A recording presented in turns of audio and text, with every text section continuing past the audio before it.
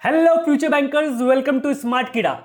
आज के सेशन में बस 5 मिनट्स में हम लोग ओनली और ओनली ये फ्यू के कॉन्सेप्ट को लॉजिकली तोड़ देंगे। रट्टा नहीं मारेंगे, लॉजिक समझेंगे ताकि एग्जाम में आपका आंसर 100% एक्यूरेट हो। तो चलिए शुरू करते हैं। पहले अपने देख लेते हैं ओनली वाला केस। इसे अपने पॉजिटिव केस भी बोलते हैं। जैसे बॉयफ्रेंड गर्लफ्रेंड एक दूसरे के लिए पॉजिटिव होते हैं ना, ये वाला केस उनसे कई टाइम ज्यादा पॉजिटिव है। अब ये क्यों पॉजिटिव है, क्या है, अपने देखते हैं। उससे पहले आप एक काम करो, आप पहले सिलोजिज्म को भूल जाओ। मैं आपको एक लाइन बोलता हूं, आप सिलोजिज्म को एकदम भूल के आप बताओ कि उसका मतलब क्या है। Only Rahul is a good boy, इसका मीनिंग क्या हो गया कि सिर्फ राहुल ही है जो गुड बॉय है और कोई भी गुड बॉय नहीं है। जो गुड बॉय का जो खिताब है ना, वो सिर्फ और सिर्फ राहुल को मिला हुआ है। तो मैं अगर आपसे पूछूं can anyone else be a good boy except Rahul, तो आप क्या आंसर करोगे? नो। तो जो गुड बॉय है वो रिजर्व है राहुल के लिए, है ना। तो इसमें भी हम वही करेंगे। देखो, ओनली ए इज बी, तो अपने यहां पे क्या करते हैं, ओनली को हटा देते हैं, यहां पे और लगा देते हैं। ये तो आपको पता है। तो अपने डायग्राम क्या बना लेते हैं, बी और ए। अपने यही करते हैं ना, बट यहां पे एक हिडन रेस्ट्रिक्शन है। वो हिडन रेस्ट्रिक्शन क्या है कि जो बी है ना, वो ए के लिए रिजर्व हो गया। जो ए है, ही इज वेरी पॉजिटिव, वो बी को किसी और को टच करने भी नहीं देगा। मतलब जो बी है वो कोई भी एलिमेंट को टच नहीं करेगा। मे बी वो सी हो, मे बी वो डी हो, मे बी ई हो, वो एफ हो। ठीक है। तो आप एक काम करना, यहां पे एक डिजाइन से बना देना ताकि आपको ये वाला पता रहे कि जो बी है इज रिजर्व फॉर ए। जो बी है will be loyal to one and only A. ठीक है। तो मैं आपको बोलूं क्या सी बी को टच कर सकता है? नो। डी कर सकता है? नो। ठीक है। तो बी किसके अंदर रहेगा? ए के अंदर रहेगा, और बी सिर्फ और सिर्फ ए का रहेगा। B is fully reserve for A, it will not touch to any other element. That is crystal clear, right. अब मैं आपको एक एग्जांपल लेके समझाता हूं। मान लो आपका स्टेटमेंट दिया गया है only apple is mango, some apple is orange. तो आप डायग्राम कैसे बनाओगे? आपको पता है, यहां पे आप ऑल लगा दोगे, इसको ओनली को हटा दोगे। ठीक है। तो आपने मैंगो बनाया,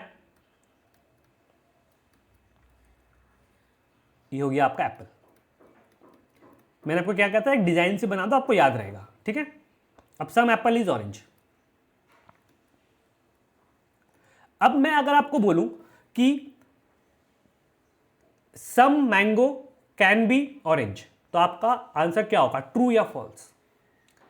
सम मैंगो कैन बी ऑरेंज, तो आपका आंसर होगा फॉल्स, क्योंकि हमें डेफिनेट पता है कि mango will not touch anything else except Apple. ठीक है, ये फॉल्स हो गया। अगर मैं आपको बोलूं नो मैंगो इज ऑरेंज, क्या ये डेफिनेट है? क्या बताओगे आंसर, ट्रू या फॉल्स? आप बताओगे ट्रू, क्योंकि हमें पता है कि mango can not be orange, not even 1% of mango can be orange. ठीक है। अगर मैं आपसे पूछूं कि all Apple can be orange, तो आप क्या बोलोगे, ट्रू या फॉल्स? आप बोलोगे फॉल्स, क्योंकि सारे एप्पल को ऑरेंज होने के लिए जो एप्पल का जो अंदर वाला पार्ट है उसको भी तो ऑरेंज होना पड़ेगा। अगर यहां से आपको एप्पल ऑरेंज के अंदर फूल जाएगा, पूरा एप्पल अगर ऑरेंज के अंदर जाता है, तब जाके आप बोलोगे ना all Apple is orange, can be orange. ठीक है। तो उसके लिए क्या होगा, अंदर एप्पल के अंदर जो है पार्ट मैंगो का, वो वाला पार्ट भी ऑरेंज के अंदर जाएगा। बट हमें क्या पता है कि Apple is very very very positive, it will not let mango touch any other element. तो मैंगो ऑरेंज के अंदर नहीं आ सकता, तो हम लोग क्या बोलेंगे, उसे फॉल्स बोलेंगे। ठीक है, क्रिस्टल क्लियर। अब अपने सेकंड वाला केस देख लेते हैं, ओनली अ फ्यू। इसे अपने हाइब्रिड केस भी बोलते हैं। हाइब्रिड केस क्यों बोलते हैं?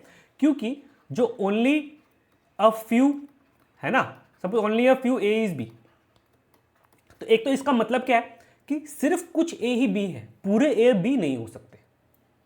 ठीक है। जो ओनली है ना, ये अपना एक रेस्ट्रिक्शन के साथ आता है। ठीक है। अब आप देखो ये हाइब्रिड केस क्यों है, क्योंकि ये अपने साथ दो स्टेटमेंट लेके आता है। वो दो स्टेटमेंट क्या क्या है, some A is B plus some A is not B. तो जब भी आपको ये बोला जाए, अगर आपको बोला जाए कि सम ए इज बी, आप क्या बोलोगे? True. Some A is not B, आप क्या बोलोगे? ट्रू। तो हमें डेफिनेट में बस ये दो ही पता है कि some A is not B and some A is B. और आपको अगर मैं पूछूं कि अगर स्टेटमेंट दी हुई है कि only a few mango is Apple, और आपसे पूछूं all mango can B Apple, तो आपका आंसर क्या होगा? नो। क्योंकि हमें पता है कि 100% of mango can not B Apple, because यहां पे दिया है ओनली अ फ्यू, रेस्ट्रिक्ट किया हुआ है कि सिर्फ कुछ ही मैंगो है जो एप्पल हो सकते हैं। ठीक है गाइज, क्रिस्टल क्लियर। अब एक क्वेश्चन देख लेते हैं जल्दी से, फिर आपका क्लैरिटी मिल जाएगी। ये आपके स्टेटमेंट से ये कंक्लूजन है। तो only a few lamps are bottles, तो आपको क्या करना था? Lamps bottles. अब आपको पता है कि only a few lamps are bottles, मतलब all lamps can not be bottles. तो आप यहाँ पे है ना एक डॉट सा बना लो या फिर अपने हिसाब से कुछ कर लो, ताकि आपको माइंड में याद रहे कि हाँ यहाँ पे एक रेस्ट्रिक्शन है। जैसे हम लोग ने वहाँ पे डिजाइन बनाए थे, यहाँ पे भी आप एक बना लो। ठीक है, अगर आपको लगता है कि नहीं जरूरत नहीं है, मुझे याद रहता है, तो कोई दिक्कत नहीं। ओनली बॉटल्स आर शिप्स, तो हम लोग क्या बोलेंगे? ओनली हटा देंगे, यहाँ पे ऑल लगा देंगे, तो क्या हो जाएगा? All ships are bottles. ये हो गया हमारा शिप्स।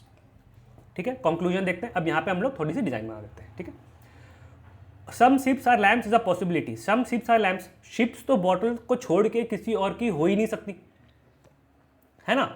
तो ये तो हमारा ऐसे ही स्टेट कंक्लूजन 1 क्या हो गया? False. All bottles can never be lamps, all bottles can never be lamps, ये हमारा क्या हो जाएगा? 2 हमारा हो जाएगा ट्रू। ये ट्रू क्यों हो जाएगा? क्योंकि पूरे बॉटल्स को लैम्प होने के लिए बॉटल का जो ये वाला पार्ट है इसको भी तो लैम्प होना पड़ेगा ना, बट ये क्या है? शिप है, एंड ये रेस्ट्रिक्टेड है लैम्प से। लैम्प से क्या? किसी से भी, बॉटल को छोड़ के, ये किसी और का, ये किसी और की नहीं हो सकती शिप। ठीक है, तो ये हमारा ट्रू हो गया। अब थर्ड वाला देखते हैं, all lamps can be bottles. All lamps can be bottles, अब all lamps can be bottles हो सकता है क्या? नहीं, क्योंकि हमें एक फ्यू का रेस्ट्रिक्शन है, सिर्फ कुछ ही। अगर यहाँ पे होता कि सम लैम्प्स आर बॉटल्स तो सही था, ठीक है, वो तो हमें डेफिनेट पता है। ठीक है, बट जो पूरे लैम्प्स है वो बॉटल्स क्यों नहीं हो सकते? क्योंकि ओनली अ फ्यू का एक रेस्ट्रिक्शन हमें दिया गया। तो guys that's all. I think आप लोगों को क्लैरिटी मिल गई होगी।